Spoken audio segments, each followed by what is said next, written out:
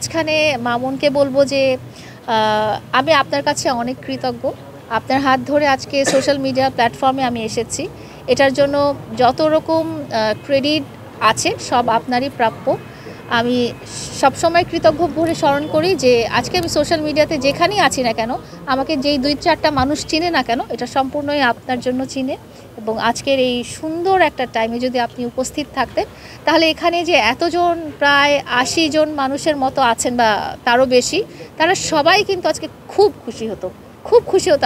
আমি যেটা বলি যে আপনারা হয়তো আমাকে অপছন্দ করেন বা মামুনকে পছন্দ করেন, কিন্তু আপনাদের মধ্যে এমন একটা মানুষও নাই যে আমাদের দুজনকে একসাথে দেখলে খুশি হবেন না। মনের রিয়েলাইজেশন যদি আসে যে সে আমার সাথে ভুল করেছে এবং সে ফিউচারে আর কোনো মানুষের, সেটা মেয়ে হোক ছেলে হোক তার বউ হোক হুএভার, কারো গায়ে হাত তুলবে না। মামুন কিন্তু সেলুন উদ্বোধনের সময় দেখেছেন যে একজনের গায়ে হাত তুলেছে, জানার সময় কিন্তু মামুনের এখনও আছে। মামুন যদি এসে বলে যে লায়লা আমি আসলে ভুল করেছি, এটা ভুল, এটা ঠিক হয়নি, এবং আমি প্রমিস করছি তোমার গায়ে আমি যেভাবে হাত তুলেছি এরকম গায়ে হাত তোলাটা আমি কারোর সাথেই তুলবো না, কোনো মানুষের সাথে আর তুলবো না, তাহলে অবশ্যই আমি চিন্তা করবো ঠিক আছে ওর রিয়েলাইজেশন হয়েছে, তাহলে আমি হয়তো মামলাটার ব্যাপারে একটা চিন্তা করতে পারি। কিন্তু এখন পর্যন্ত সে সেটা কখনোই বলেনি। প্রথম কথা হচ্ছে যে আপনি আমার বিডি ইমরানের হয়তো কোনো কথা নিয়ে আপনি হয়তো এই টপিকটা দিয়েছেন। আমাকে মামুন বিষয়ে কোনো প্রশ্ন করলে অন্য কেউ বাজে মন্তব্য করে, এই কথাটা যেটা হয়েছে যে যার যার বক্তব্য শেষে দেওয়ার মতো অধিকার তো আছে। এখানে তো আমি কারো মুখ বন্ধ করে রাখতে পারবো না, আপনি তো পাবলিকের মুখ বন্ধ করে রাখতে পারবেন না। জনগণকে আপনি বলতে পারবেন না যে আমি যদি বিডি ইমরানের মুখটা বন্ধ করি, আমি হয়তো ওনার মুখটা বন্ধ করতে পারবো না। ওটা যার মনে যেটা আছে সে সেটা বলবেই। তো সেখানে আমি একটা পাবলিক প্লেসে তাকে যে বলতে পারি না যে তুমি এখন থামো বা এটা সেটা, আমি ওকে পরে যেটা বলার সেটা তো আমি পার্সোনালি বলেই দিয়েছি। 2 নম্বর কথা হচ্ছে যে এই ধরনের ঘটনা কিন্তু মামুনের ক্ষেত্রেও হয়েছে। যখন আপনারা ইন্টারভিউ নিতে গিয়েছেন, আপনারা জিজ্ঞেস করেছেন এইভাবে ওইভাবে সেইভাবে, মামুনও সেটা রসিয়ে রসিয়ে বলেছে। তো এটা আসলে অবস্থান ভেদে সবার সাথেই হয়ে থাকে, আমার সাথেও যেরকম হয় মামুনের সাথেও ওরকম। এই যে এইটার এক্সপ্লেনেশন আপনাদেরকে দিয়ে দিলাম যে কোনো মানুষ, আপনি যদি কোনো মানুষকে ভালোবাসেন, আপনি চাবেন সে যেন শুদ্ধ মানুষ হিসেবেই বড় হোক, সে যেন এইরকম কোনো অন্যায় করতে না থাকুক, এবং সে যে এটা অন্যায় করেছে সেটা তার বুঝতে হবে যে এটা আমি অন্যায় করেছি।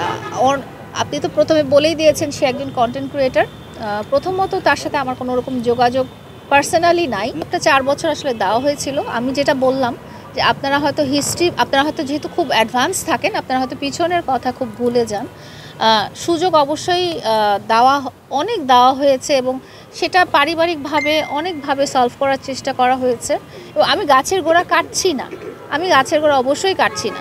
এটা এটা এটা এটা সেটা কিন্তু মামলাটা হওয়ার অনেক 6 মাস পরে। তার মানে তার হাত তোলার অভ্যাসটা ছিল। আপনাদের সাথে একটা যখন আমরা প্রেস কনফারেন্স করলাম ডিজিটাল খবরের অফিসে, তখন আমি এটাই আপনাদেরকে বোঝাতে চেয়েছি যে মামুনের রিয়েলাইজেশনটা আসে না, মামুন মারপিট করেই যাচ্ছে মামলা করে।